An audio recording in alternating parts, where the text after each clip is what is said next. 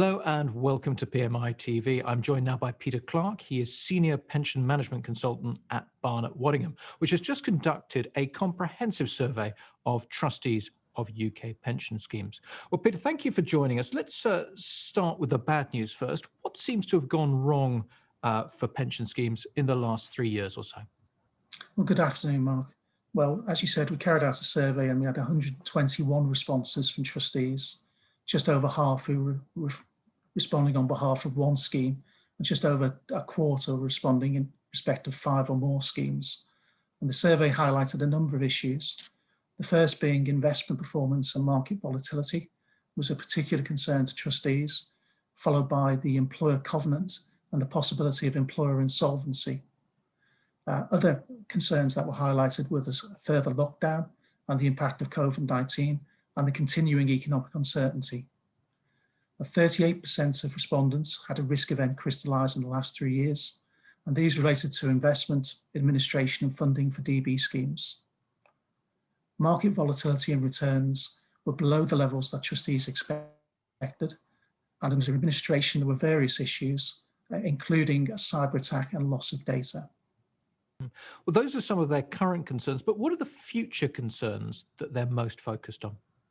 Well, the future concerns very much reflect the last 3 years, in that trustees are still concerned about the possibility of employer insolvency, the visibility and the weakening of employer covenant, and the ongoing market volatility. With regard to funding issues, continuing low interest rates are a concern, as well as the covenant and market conditions. Some other issues were also highlighted. With regards to administration, the issues that concern trustees the most were data protection, cybersecurity and business continuity plans, reflecting the impact of COVID-19 on the administration of schemes. With regards to governance, the importance of ongoing relationships with employers was highlighted, as well as a concern about having adequate resource in place to support the trustees. Well, those are existing risks, but what future risks are trustees most concerned about? Well, reflecting some of the risks that have been experienced in the last 3 years, the respondents highlighted employer failure, employer covenant, and the volatility in markets as the most significant risks in the immediate future, although operating with an effective governance structure was also highlighted, which possibly reflects the impact of COVID-19 and the move to virtual meetings.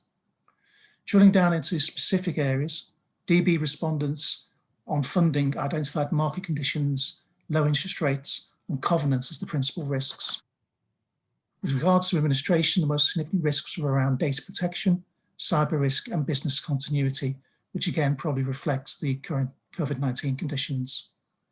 On governance, the issues were relationships with employers, changes to the regulations, and the availability of resource to provide adequate trustee support. Although ranked as less significant, respondents did note that there was an ongoing risk around the lack of understanding of benefits by members and at-retirement support. So how are schemes identifying and managing risks today? Well, most schemes have a relatively simple risk management framework in place. And although the responses don't go into any detail, there may be additional actions being taken place at audit and risk subcommittees. And half of the schemes surveyed had a documented risk policy covering the roles, responsibilities and processes. However, a number of the schemes that we act for are adopting a more nuanced approach to risk management.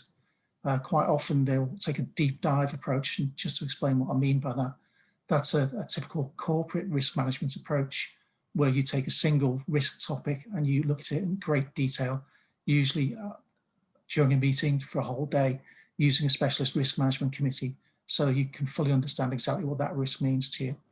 Other areas include reviewing existing documented policies, and most commonly these are data breach policies, cyber incident response policies, and business continuity plans, which is reflective of the environment we're operating in at the moment.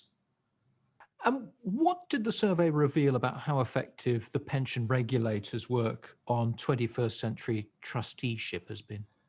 Well, what's quite interesting here is there's one area of 21st trusteeship which appears to be pushed down trustees' agendas, but I'll cover that under a later question. What the survey did show is that the majority of trustees have a robust risk framework in place. So just over 77% of the trustees have a risk register in place, and they carry out impact and likelihood scoring of those risks. And risks are reported and reviewed by the main board, typically on a half yearly or quarterly basis.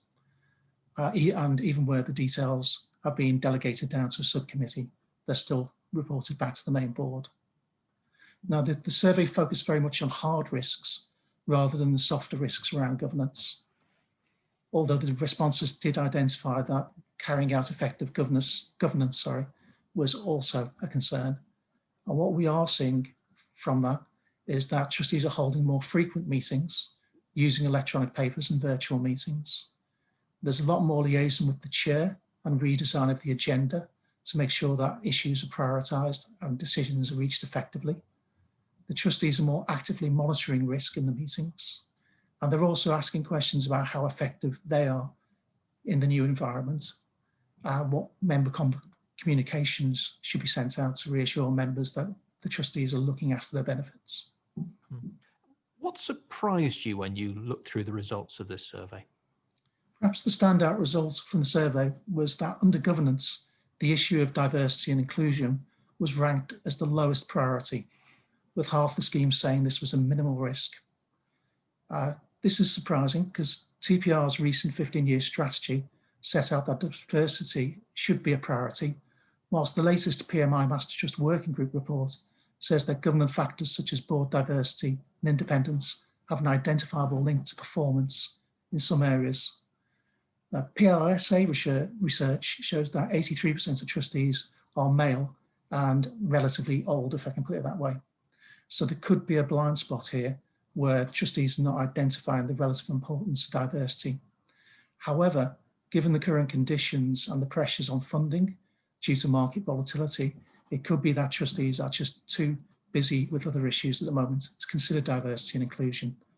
Alternatively, it could be that since the most recent surveys were carried out, that a lot of boards have looked at this and addressed this through such issues such as how they select member-nominated trustees and the appointments of independent trustees.